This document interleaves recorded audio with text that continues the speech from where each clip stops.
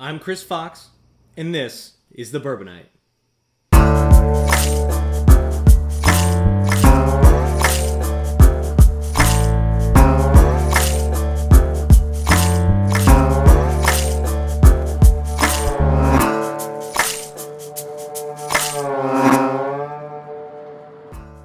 If you're a connoisseur of drinks other than just whiskey and bourbon, you might be familiar with how wine needs to be aerated, or it's preferable that you aerate wine before you drink it.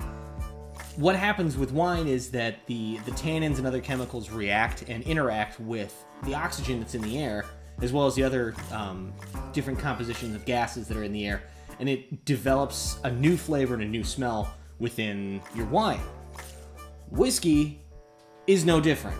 If you drink your whiskey like I do, I drink it neat. If you're not mixing it with anything, so if you're drinking it with just some water or on the rocks, this applies as well. When you first put your whiskey in your glass, generally it's a good idea to let things air out a little bit. Essentially what's happening is that some of the alcohol is actually evaporating off.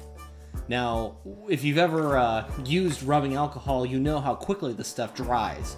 It's the same kind of concept. It happens much slower because you have much lower concentration of alcohol than you would in like rubbing alcohol, but the same thing's happening. And brings out some of the other flavors, or just exposes some of the other flavors. Sometimes that burn can be a little much, and letting it air out really exposes what the bourbon has to offer. So when you're dealing with wine, sometimes people will cite a specific year that they're talking about wine. Now, more often than not, this isn't necessarily age. It's actually the fact that the wine is from a certain year. So grapes were good a certain year, so they have a good wine. Okay, so be it. With whiskey, the age verification actually means something. We'll cover that in another video because it is about the aging process. So really what happens is the longer whiskey sits in the bottle, it really doesn't change all that much, especially if the bottle's never been opened. Now, if a bottle's been opened before, you are exposing it to oxygen and those other elements. Those do affect your whiskey, not nearly as dramatically as they do in wine, but they will affect your whiskey. Similar to wine, if you want a whiskey to stay the same, you add an inert gas, or gas in your whiskey. Right? Okay. There are some people that, after they open a bottle of whiskey or bourbon, they won't gas it, and they'll give it some time to open up within the bottle. Now, granted, you've got a lot more liquor to deal with, and it takes a lot longer for something to really open up. I'd still recommend doing it in the glass. It's much faster and much more efficient, but you can allow a bottle of bourbon or whiskey to slowly open up over time. Really, what I've heard a lot of people do is they'll open it up, they'll let it sit, and they'll keep drinking it over time. And when it gets to the point where they absolutely love it, then they start gassing it with the inert gas. That'll preserve the flavor that much more for a bit longer.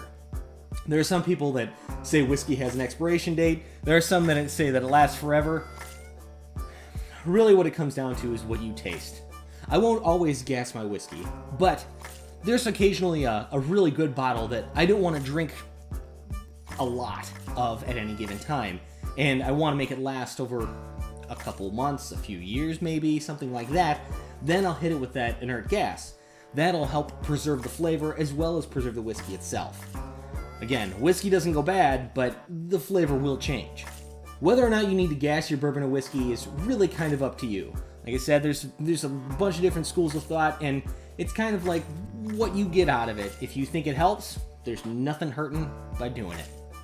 So if you like what you've seen, hit that thumbs up button, subscribe to the YouTube channel, because there's plenty more bourbon adventures to be had.